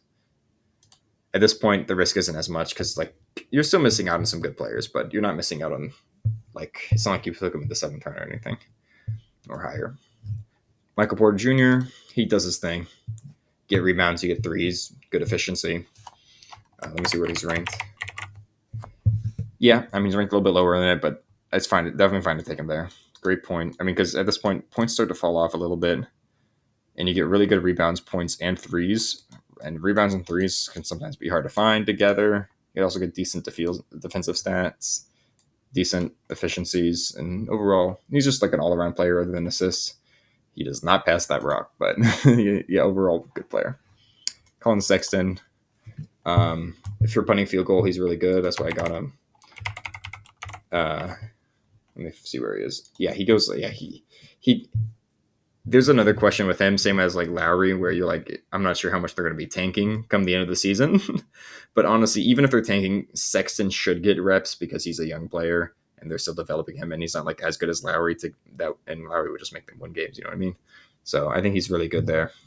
He actually doesn't have that bad field goal, so I'm actually misremembering. But he's just a good player. I was very happy to get him here. Um, Low threes for a guard, but and low rebounds overall. Really low blocks, but he's pretty solid. Might even be a good trade piece later because I don't need the field goal. Or maybe I do. Maybe it's my field goal's not that bad anymore. Then we got Zach Edey. This is definitely early, but Mike's already won like 2 racks from us, so he might as well take his early picks and have his fun with it because we don't know. Edey could be amazing. He had one game where he had like I forget how many points, but the crazy points on really high percentage shooting. He also had a game where he had like 28% shooting. So you don't really know with him, but he's really good. He's a really good player. He will be good, but it's just this feels early, and you don't know what he's going to be. I know that he's ranked incredibly low. I definitely think he's going to be better than this. I definitely think he's a draftable player. Like you should probably keep him on your team, of course. But interesting stat profile. I mean, he's just a center. You get field goal, you get okay points. I mean, he's a rookie, so I honestly I think it could be better than this. But yeah, he's a rookie, so you don't know. Good rebounds, good blocks, and I think he's going to get at least this minutes. I think he's one of the few rookies that I think could get more minutes than that. So I think it's a good pick. But well, I don't know. Actually, I think it's really early. But whatever, if you want him, you got to reach for him because you're not going to see him again for 20 picks, and good chance he gets picked before then. So I get it. Yeah, like he would probably get picked before Sar.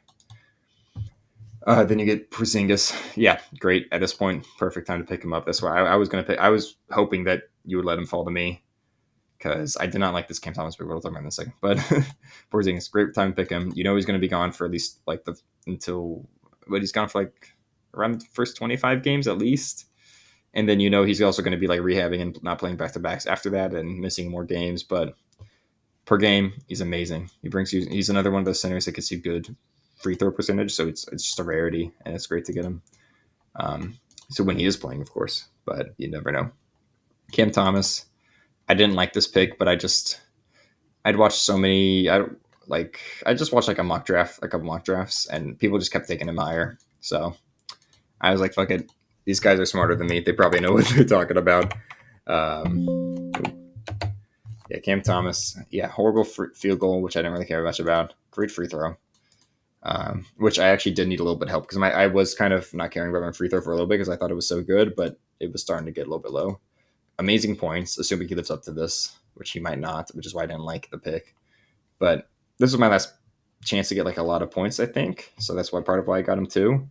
Because after this round, like points can be tough to find. Bad assists from the guard position and everything else is like all right to bad. But whatever, I just got him. Might as well. People kept picking him higher, and this is kind of the end of the road for if you want to get more points. So I got him. Keegan Murray, I think it's great. He was probably the person I was going to pick if I didn't get Cam, or if I chose someone else. I was also considering Caruso. It's just Caruso has no points, and I care about points at this point in the draft. But yeah, Caruso, 0.9 blocks, 1.6. That would have been amazing. But yeah, we're sorry. Let me talk about Keegan. Yeah, low field goal, but doesn't really matter. He shoots one game for free throw. 2.73 is great from the forward position. 14.6 points, decent at the spot. Good rebounds, good steals, good blocks. Yeah, just another all-around player. He's pretty much the same thing as Michael Porter Jr. In fact, it's funny. He's rated a little bit higher for some reason, but they're pretty much the same player. I don't really get why he's ranked higher. I guess he has better steals and blocks. That's it. But yeah, I would definitely rank Porter higher. That's good. Those are good picks from Brad, keeping him in the running with those categories that those two bring, which are the same categories. Amen Thompson, a little early, but I get it. He's going to be good. He should be, anyways. Oh yeah, another person though. Going back to Jalen Green, this is another person that's going to take Jalen Green's usage, and not as much because he's not really an offensive guy, but it's just there's so many guards on the Houston team, so many people that are better basketball players, even if they're not better offensive players, in my opinion, than Jalen Green.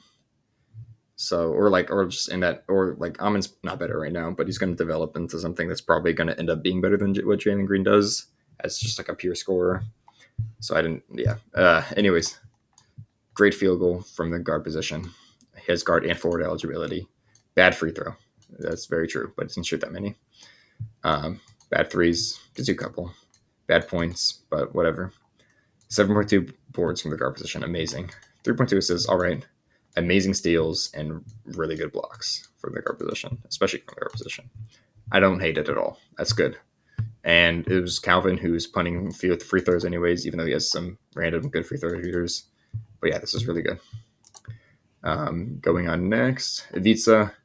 Ivica could definitely be really good. He's like the second best player on the team. Without Kawhi, he's like the second best player on the Clippers. So you're going to get shots, which he normally doesn't, but he should be good.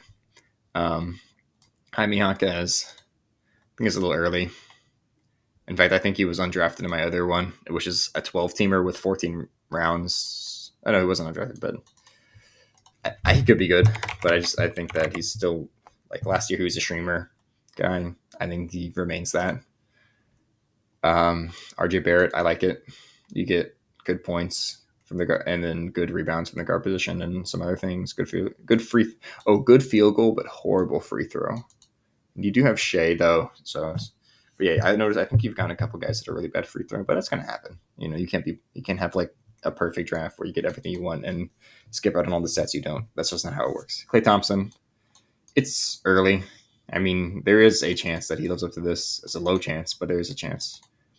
It is Klay, so he's going to be really good. But his preseason numbers were really bad, and he was really bad last year. So, I hope he does good. I like the Mavericks now, so I hope he does good. But yeah. Then we got Daniel Gafford. Daniel Gafford. Sorry, I was just thinking of something else. Daniel Gafford. He'll probably be pretty good. Him and Lively. I actually think Lively will be better, honestly, but I'm not sure. Gafford gets more minutes now. I just think Lively's a better player, so I think they'll end up using him more down the stretch. But Gafford's really good. Great rebounds, great blocks, great field goal, and then nothing else. Probably decent steals, but I'm not sure. Caruso, amazing. This is a great spot for Caruso. In fact, I would love to get him earlier. It's just I really wanted points. I probably should, but if I'm being honest, I should have drafted Caruso over Cam Thomas. Looking back at this, I mean, maybe not. Cam Thomas is a huge points injection, but Caruso, those defensive stats, amazing. But that's kind of like all he brings. So maybe not. Only brings, but he's going to get a little more. I mean, not really more usage, but he's probably going to get a little bit more minutes with Hartenstein being out for a while. But whatever. Still, moving on. Naz Reid. I understand it, but I think he has potential to be good and in this range. But I think he's going to be more like in a 12 or 13 rounder. Like I think if you got him where you got Westbrook, that would make more sense. Jalen Suggs, amazing. Another person that I maybe should have gotten over Cam Thomas, but I think I was fine on steals at the point, and he gets really good steals. Bad in both percentages, but not too bad in either of them, but bad in both. All right points. I think he's going to be the lead point guard, so good assists. Yeah. PJ, this is once again a fine spot for him to go. I would have taken him in 12 or 13. Because he gives a little bit of everything, but you don't really know how many shots he's going to get. If they have him ranked at like 140 because he's got bad field goal, bad free throw. But he's got decent threes, decent rebounds. I just realized Abel's building a Mavs core, except for he skipped out on Kyrie. if he picked Kyrie, that would have been hilarious. If he picked Kyrie, you would have had like the 4 best Mavs players, other than I think Lively is going to be better than PJ, honestly. But the 4 most usage Mavs players is what he would have had if he got Kyrie over Paolo. All right. Yeah. BJ, he does his thing. It's just he's got really bad percentages and bad assists and pretty bad points. But at this point in the draft, that's par for the course. Marcus Smart, great steals, nothing else. he's probably not going to play that much. I mean, they got Jaw back. They have Desmond Bain. Yeah, I think they got some other people too. I just want to that much. Hartenstein. Yeah, this is the spot to take him. He's going to be out for 5-6 weeks, but after that, he's going to be fine. It's just it's a broken hand, but it's not going to impact him after that. I don't think. Great spot for Chris Middleton. Yeah, another guy injury prone, but great spot for him. Alex Sarr, I was hoping he'd come back to me, but at the same time, I'm not even sure if I would have picked him just because of my team. But Sarr, I'm happy to see. Yeah, I think we got sentimental, big Washington fans, and I think he has a good chance to be better than this. He also has a good chance to be droppable, or maybe he's droppable at the start of the season and he becomes good later. We don't know, but yeah, I think he's as far as things go. I mean, it's pretty good. I mean, if I look at him, I think he's like in the 150s, 137. Yeah. Better than that, but yeah, it's just good enough. I mean, he's just going to get you like all right points, all right rebounds, and good blocks is what it's expected, but we don't really know. It's not going to be anything like Chet probably, but maybe it is. And honestly, we don't know. It could end up being something like Chet, and he could. And getting him in the 11th round might end up being the steal of the draft if he's like a 7th rounder. Who knows? Draymond, yeah, good at this point. You get rebounds, assists, and decent block steals. He's getting old, but yeah, overall pretty good. I was actually he's someone that I might have. I think I wouldn't. I think I would have still drafted Scoot over him just because I kind of wanted to get Scoot. But if he was around at the Pirtle time, I definitely would have got him over Pirtle. So I like that pick, especially with your team. Scoot, I think his ranking is a little bit lower than this, but I didn't expect. I expected Mike would get him, and I kind of like. I think Scoot might blow up a little bit this year, or maybe that's not the right word. I just think he's going to be a little bit better, and I think it's going to be pretty good for my team personally. Horrible horrible field goal percentage though. Other than that, he's pretty good. Let me see where he's at ranking wise. Yeah, he's actually ranked below Sarr. I think it's a little wild. He's in his second year, and normally rookie point guards to the second year, better field goal, and a little bit better everything else. Probably like worse turnovers, but we don't. Or I don't know. But I think overall he's just gonna be a little better than he was last year. And I think by the end of last year, he was a roster role player. He's kind of stopped playing because they were tanking, but he was easily a rosterable player, like a top 100, I think, last year at the end. But he was on the whole year not a top 100. So I kind of like it, but I could see him be worse. Herb Jones, amazing from Mike. Herb's going to be great. Grayson Allen, he'll be all right. I mean, I think he's draftable, but not that Allen. Yeah, I mean, he gets you what he gets you, not much else. Jakob Pertl, I kind of was like, why is he still here? But he's not like, it wasn't as big of a. I mean, he's ranked 93. I got him in the 12th round. I'm very happy with that, even if he doesn't fit my team super well. But I'm happy with that. Yeah. And I still was like trying to get some more blocks and rebounds, but even with him, my blocks and rebounds aren't good. So whatever. Mark Williams, good. Assuming he plays, will be really good. Karis LeVert. I think he has potential to be really in this area, but I also think he has potential to be a streamable guy. Derek Lively, really good. I might have liked Lively more than Pirtle. I mean, I like him as a player more. And he's ranked really high. Yeah, he's ranked higher. But I really didn't need that field goal percentage because mine's just too trash. And honestly, looking at the two of them. But I think Lively has a little bit more of a question mark. He's got less boards. More blocks. Same steals. Less assists. I think for my team, Pirtle makes a little bit more sense. But Lively, I think, is going to be a little bit higher rated at the end of the year. And then, but yeah, I'm very happy with this if I'm Alex. Hendricks, yep, very happy. I think at this point in the draft, Matt fell for the thing that I was talking about earlier, where on ESPN, he was ranked like 150, 160th or some bullshit. He's a good player. And we're all using hashtag basketball. Not all of us, but a lot of us are. We all know that he's a higher ranked player. And we also, if you remember from last year, he was pretty good at the end.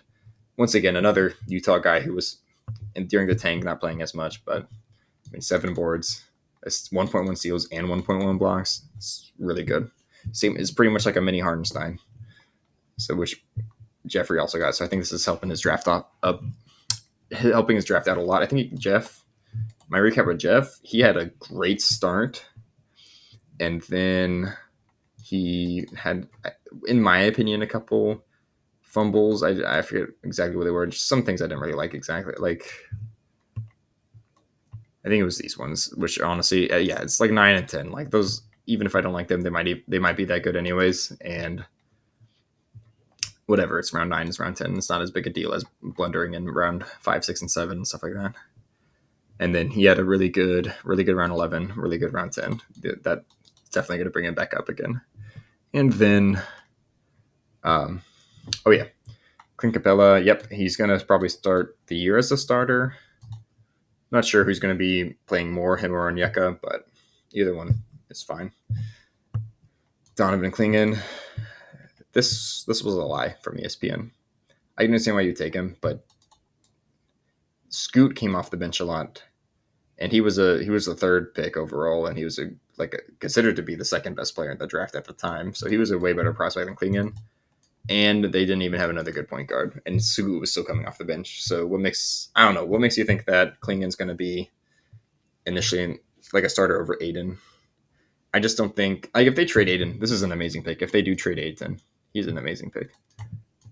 And so I don't want to hate on him too much. And also, I'm not even hating on the pick because like ESPN trolled by having him so high. But I just think it's a little bit high for him considering he's a backup center. And if I type in what's his name again, Klingan.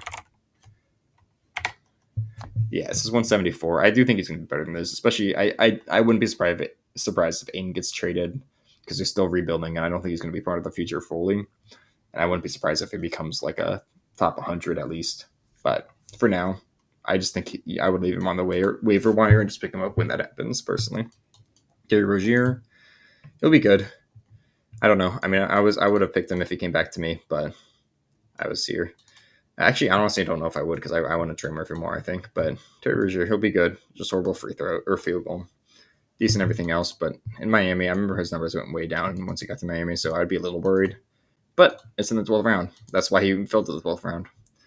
Russell Westbrook, he gets you what he gets you. Horrible percentages, but everything else is all right. And he's in Denver, so of course Colin wanted him. Bobby Portis, I don't know why you got Bobby Portis. Jeremy Grant's better, in my opinion. But yeah, sure, Bobby Portis, he's okay. I mean, you're probably going to drop him anyways. This is 13th round, doesn't matter that much. I think Jeremy Grant is capable. Josh Hart is capable, but he might get dropped. It's kind of hard to say. Another guy who's going to get no shots. He's going to get no shots, but he might still get a double-double somehow, so you don't know. Tyus Jones could be good, could be bad. I mean, he's not going to be as good as he was as a Wizard, but that is why he fell this far. But it's 13th round. I think it's a fine guy to pick up and hope that he has a good role. Trace Jackson Davis. I don't think people are saying that the minutes aren't there for him, but he was definitely really good last year. So great 13th round pick. Maybe he's good, maybe he's not. Maybe you drop him, maybe you don't. Keontae, someone that I honestly almost picked over Pirtle because if you're punting field goal, he's really good. And so great 13 rounder. Bronny James, 17 points, 3 steals, 2 blocks, 7 assists, some shit like that. Oh my god, Bronny James.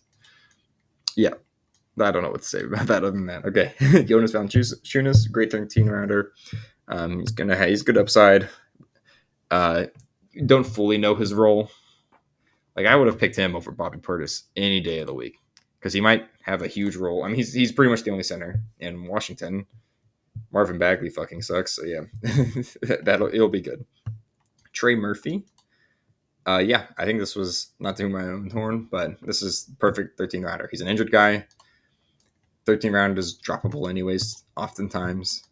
So to get a guy that's actually really good, but he's just injured, so he can just sit on my IR, I'm very happy with that. I think it's the perfect way to approach I don't know if anyone else did that, but I think that's like one of the best ways you can approach the 13th round is get a guy who you know is like a top 100 guy.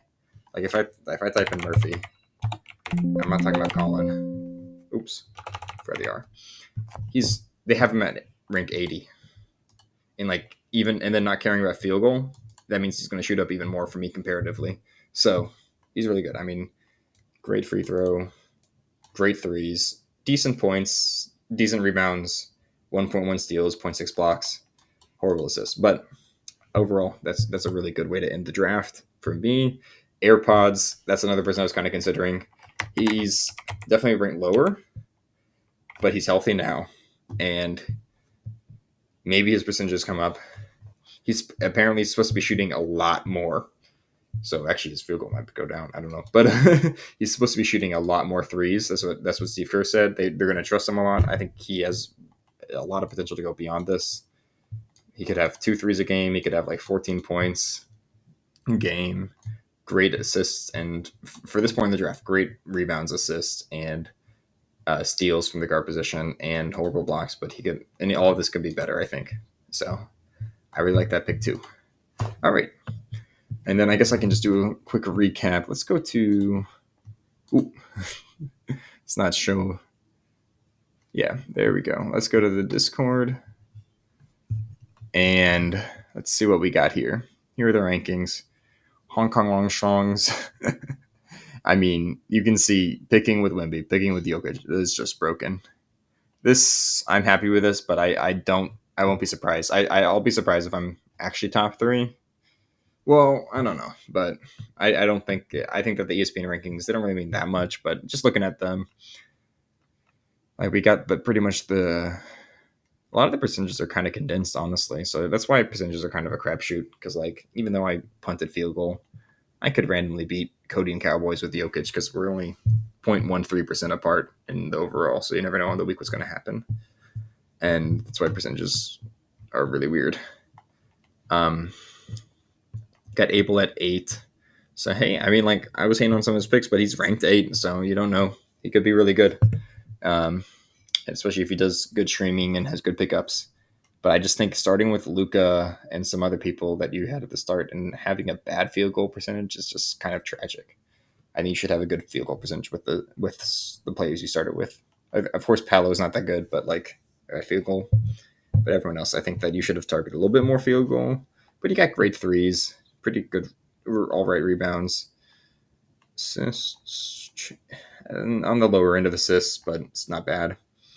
And then yeah, everything else is all right, you know. So I can't even hate too much. Actually, really good blocks and really good points. So yeah, I think overall, Bangkok Bananas.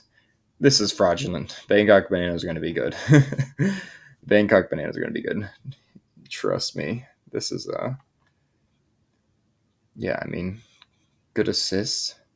Like I was targeting assists, not super heavy, but I was targeting assists, and I'm at 4,200, 4,272, and he has 41, 35, and great field goal. Horrible free throw, but you never know when you sometimes win that. When Giannis goes 10 for 10 one week or 20 for 20 one week, so 20 for 24 or some shit like that. Yeah, you don't know. Bad threes, but yeah, horrible threes. Oh my God, but who cares? Everything else, other than threes and free throw, you're in the running to win a category every single week in every other category, I'd say. But of course, have some weaknesses. Like I think points are a little low. El Jefe, yeah, interesting to have decent, good field goal and decent free throw. That's not always easy to get, but I think it makes sense with your guys. Good threes still.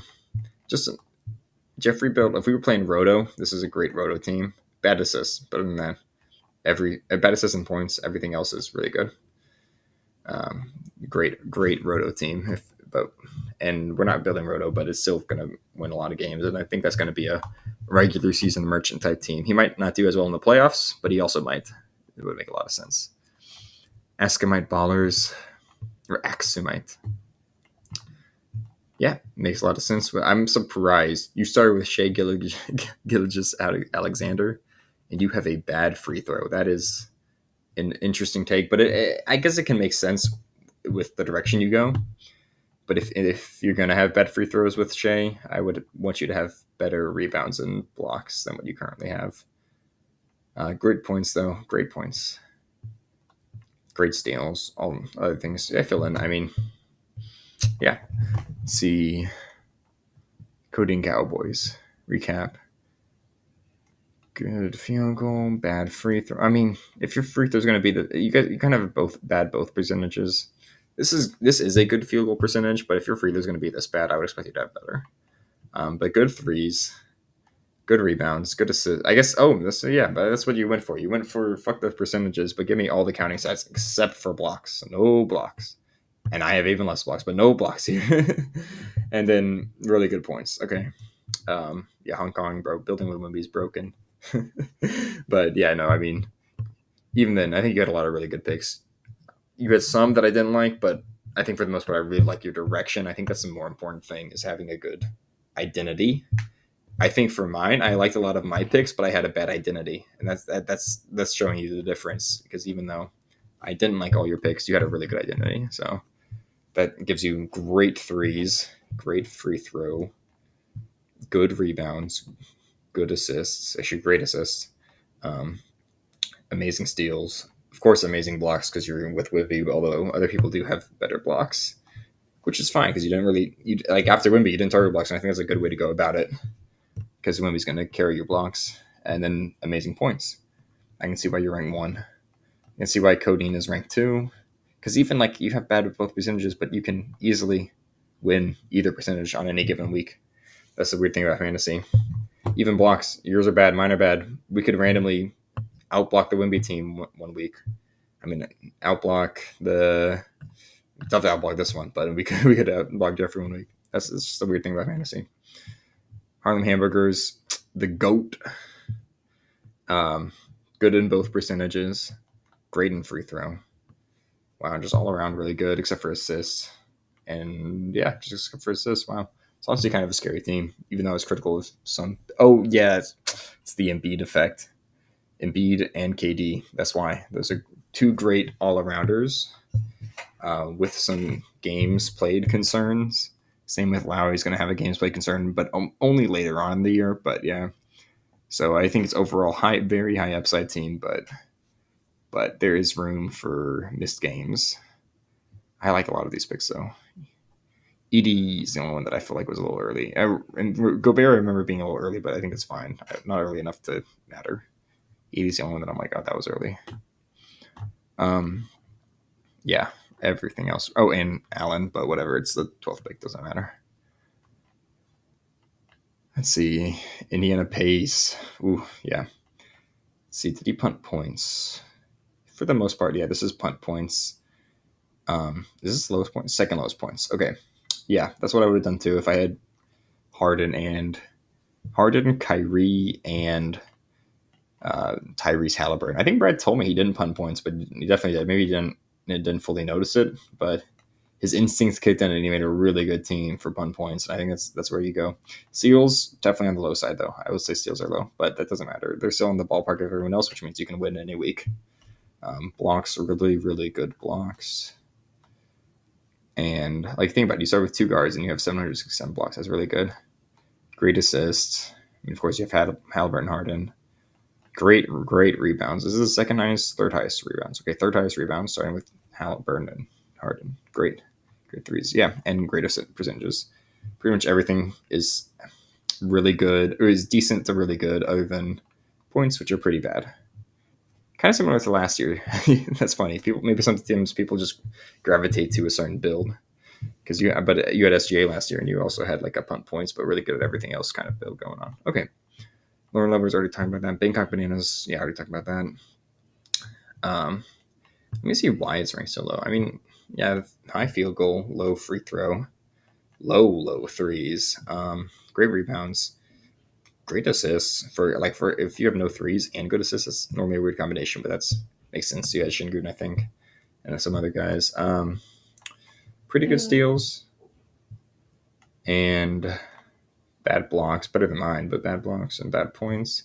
I can see why, but I just remember thinking like Alex has some really good picks, so I can see why it's ranked low when I'm looking at this. But I think it's because that's right. ESPN has shitty rankings.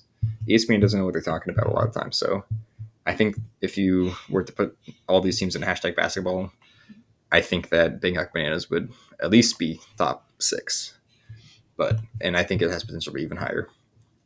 Yamaba's, it's funny. I mean, I can see why it's ranked 10 because of what I was talking about earlier, but I do think there's a lot of potential. I mean, horrible blocks, pretty bad points, but Calvin's going to stream, so his points are going to be better. His everything else is going to be better because he's going to stream. He's got all great assists. Yeah, actually pretty good assists. And great rebounds, great threes. Oh my God, does he have the most threes? No, he doesn't. Well, it says 2,177 threes. Jesus Christ. But yeah, really good threes. For a guy starting with Sabonis, yeah, amazing. And also for a guy starting with Sabonis, really good free throw. But for a guy starting with Sabonis, horrible field goal. That's what I was saying. Like, you started with Sabonis, and I think you could have had a much better field goal and much better blocks in exchange for having less free throw. I think you could have done a similar. I mean, also of course probably less assists and threes in a way, but yeah, I think it's just starting with Sabonis. That's the limitation that you have. But overall, it's actually like it's pretty specialized, which is good if you make the playoffs. Being specialized is really good. Anyways, all right, final predictions. I think Jeffrey will. I think Matt will be the first seed. I think Jeffrey will win the championship. Yeah, that's just what I'm going to go with. I don't know. And also, I think Mike's going to somehow also win the championship instead of Jeffrey because it's Mike, and you never know what he's going to do. All right. See you all later. I spent way too long on this. Bye bye.